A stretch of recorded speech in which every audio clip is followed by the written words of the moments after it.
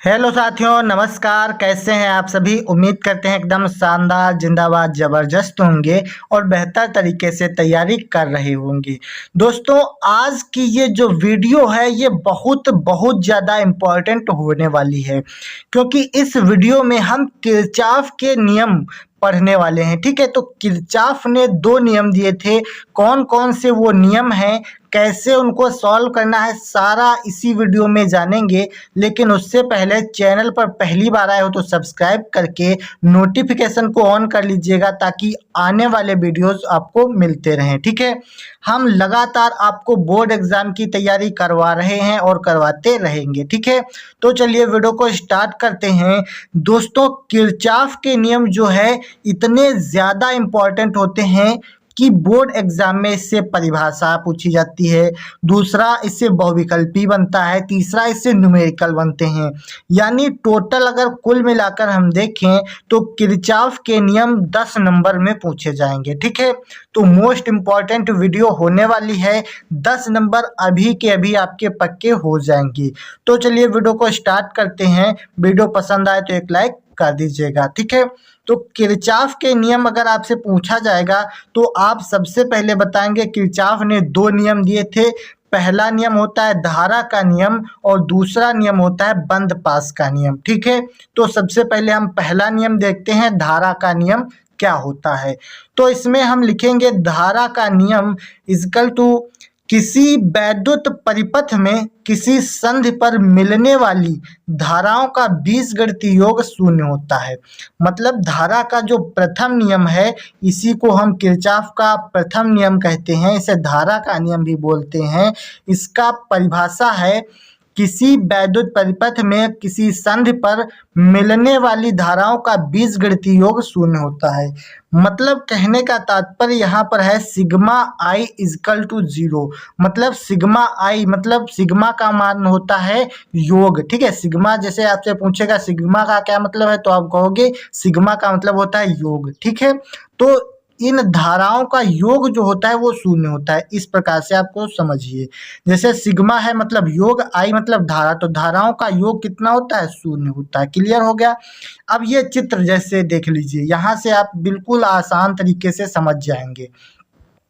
जैसे ये एक धारा परिपथ है, यहाँ पर एक बिंदु O है, केंद्र बिंदु। ठीक है, इस केंद्र बिंदु की ओर एक धारा I1 आ रही है, एक I2 आ रही, एक I3 आ रही है। ठीक है, और I4 और I5 ये दोनों धाराएं केंद्र से बाहर की तरफ जा रही हैं। कैसे पता चला? ये एरो जो है अंदर को बना है तो मतलब धारा आ रही है, और ये एरो बाहर की ओर बना है मतलब धारा बाहर जा रही है। ठीक है, इस प्रकार से क्लियर हुआ। अब यहाँ पर समझिए, जैसे जितनी धाराएं संधि की ओर आती हैं, ध्यान से समझिएगा, जितनी धाराएं संधि की ओर आती हैं, ये संधि है तो I1 I2 I3 ये संधि की ओर आ रही हैं तो इनको प्लस चिन्ह के साथ लिखा जाएगा, और जो संधि से बाहर की ओर जा रही हैं उनको माइनस चिन्ह के साथ लिखा जाता है। तो यहाँ पर आप लोग समझ रहे होंगे कि यहाँ पर I1 I2 I3 धाराएं संधि की ओर आ रही हैं तो हम इनको प्लस चिन्ह के साथ लिखेंगे। ठीक है, और इस सूत्र में लिखना है मतलब सिग्मा आई यानी धाराओं का योग। तो देख लीजिए, यहाँ पर I1 धारा आ रही है तो प्लस हो गया, प्लस I2 धारा आ रही है तो I2 हो गया। ठीक है, और प्लस I3 धारा आ रही है तो I3 हो गया। उसके बाद में यहाँ से I4 और I5 बाहर जा रही है तो इसको हम माइनस चिन्ह के साथ लिखेंगे, तो माइनस का I4 और माइनस का I5। ठीक है, बराबर में क्या हो जाएगा? 0, क्योंकि इसका योग जो है वो 0 होता है। क्लियर हो गया? उसके बाद में देखिए, जब इसका सूत्र निकल कर आएगा तो यहाँ से आ जाएगा I1 plus I2 plus I3 equal to I4 plus I5। ठीक है, तो जो योग होता है वो इनका बराबर हो जाएगा। इस प्रकार से आपका ये सूत्र निकल कर आ जाता है। ठीक है, तो पहला नियम आपको समझ में आ गया। अगर पूछा जाएगा किरचॉफ का प्रथम नियम तो आप बताएंगे धारा नियम होता है और इसकी परिभाषा और ये सूत्र लिख दीजिएगा। ठीक है, क्लियर हुआ।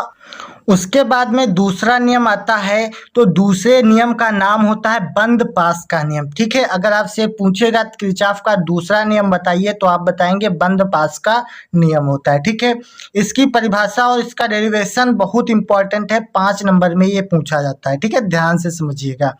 तो यहाँ पर हम इसकी परिभाषा में लिखते हैं, किसी वैद्युत परिपथ के बंद पास के विभिन्न खंडों में बहने वाली विद्युत धारा तथा उसके संगत प्रतिरोधों के गुणनफल का बीजगणितीय योग पास में लगने वाले विद्युत वाहक बलों के बीजगणितीय योग के बराबर होता है। कहने का तात्पर्य यह है कि किसी वैद्युत परिपथ के बंद पास के विभिन्न खंडों में बहने वाली वैद्युत धारा तथा उसके संगत प्रतिरोधों के गुणनफल का बीजगणितीय योग पास में लगने वाले विद्युत वाहक बलों के योग के बराबर होता है। यहाँ पर मैंने आपको समझाया था कि सिग्मा का मतलब होता है योग। ठीक है, तो अब यहाँ से समझ लीजिए, जैसे यहाँ पर दिया गया है सिग्मा आई आर, ये सूत्र होता है सिग्मा आई आर बराबर सिग्मा ई। ठीक है, तो सिग्मा का मतलब हो गया योग, आई मतलब धारा और आर मतलब प्रतिरोध। तो संगत प्रतिरोध तथा वैद्युत धारा के गुणनफल का बीजगणितीय योग हो गया है ना, यानी कि धारा तथा प्रतिरोध के गुणनफल का बीजगणितीय योग। अब यहाँ पर पास में लगने वाला विद्युत वाहक बल ई है, तो इसके योग के बराबर है। तो वही यहाँ पर बताया गया है, धारा तथा उसके प्रतिरोधों के गुणनफल का योग उसमें विद्युत वाहक बलों के गुणनफल के योग के बराबर होता है। क्लियर हो गया। इस प्रकार से ये सूत्र लिखा जाता है। अब यहाँ पर पहले डायग्राम समझ लीजिए, ये जो है इससे न्यूमेरिकल आपको 5 नंबर में देखने को मिलते हैं, तो ध्यान से समझ लीजिए ताकि न्यूमेरिकल हल करते समय आपको कोई भी दिक्कत ना होने पाए। ठीक है, तो यहाँ पर देख लीजिए ये 2 बंद पास हैं, पहला ये बंद पास हो गया, दूसरा ये बंद पास हो गया, यानी कहाँ से, यहाँ से ये इतना एक बंद पास और यहाँ से ये इतना दूसरा बंद पास। ठीक है, तो 2 बंद पास हो गए। तो सबसे पहले हम लिखेंगे बंद पास 1 के लिए। ठीक है, यानी कि इतने में हमको देखना है, बंद पास 1 में। न्यूमेरिकल कैसे हल करोगे वो भी समझ लीजिए। तो इसमें हमको सबसे पहले क्या देखना है, धारा और उसके प्रतिरोध का गुणनफल। ठीक है, तो धारा यहाँ पर कितनी है, पहले पास में I1 है, प्रतिरोध कितना है R1 है, तो हम यहाँ पर सबसे पहले लिखेंगे I1 इंटू R1। ठीक है, क्योंकि यहाँ पर I और R का गुणनफल लेना है, तो हमने योग करके लेना है, क्योंकि अगर कई होंगे तो उनको योग यानी जोड़ लेना है। ठीक है, तो इस प्रकार से हमने पहला ले लिया I1 R1 यहाँ से। ठीक है, अब यहाँ से धारा चल रही है यहाँ तक आई और यहाँ से फिर इस दिशा में जाना चाहिए धारा को, है ना, तभी तो पूरा सर्कल कंप्लीट होगा, बंद होगा पास। ठीक है, तो जब यहाँ से धारा आई उसके बाद में यहाँ से देख लीजिए ये वाली I2 धारा वापस इधर को आ रही है। ठीक है, लेकिन I1 को जाना इस तरफ को है, तो बड़ा जो ये खाना होता है ये जिस तरफ होता है वहाँ पर हम माइनस का चिन्ह ले लेते हैं। ठीक है, क्यों लेते हैं, क्योंकि जब इधर से जाना है लेकिन जा इधर को धारा रही है तो यहाँ पर उल्टा होता है, इसीलिए हमने यहाँ पर माइनस ले लिया। ठीक है, तो माइनस में यहाँ पर क्या हो जाएगा, I2 और R2 क्या हो जाएगा, I2 और R2। ठीक है, बराबर में क्या हो जाएगा, बराबर में हो जाएगा यहाँ पर विद्युत वाहक बलों का योग, यानी कि E1 और E2 इनका योग होना चाहिए, है ना, समझ में आ रहा है। पहले हमने धारा का योग ले लिया, उसके बाद अब विद्युत वाहक बलों का योग लेंगे। तो विद्युत वाहक बल इसमें है E1 और E2, तो पहले हम लिखेंगे E1, यहाँ से चलेंगे E1 पड़ा, फिर यहाँ से आए यहाँ तक, उसके बाद में यहाँ पर E2 है लेकिन धारा की दिशा विपरीत है, इसीलिए इसमें भी हम माइनस ले लेंगे, तो क्या हो जाएगा, E1 माइनस E2 हो जाएगा।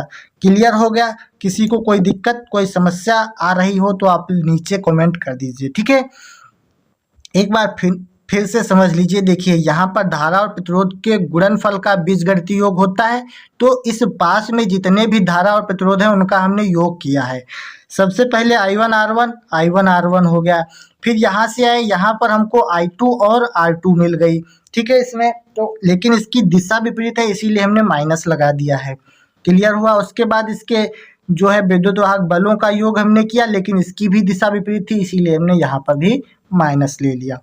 क्लियर हो गया। उसके बाद में बंद पास 2 के लिए इसी सूत्र का हम उपयोग करेंगे। ठीक है, जब बंद पास 2 का ये हम देखेंगे इसमें परिपथ कैसे बनेगा। तो यहाँ पर देखिए I और R का गुणनफल हमको बंद पास 2 में अब लेना है।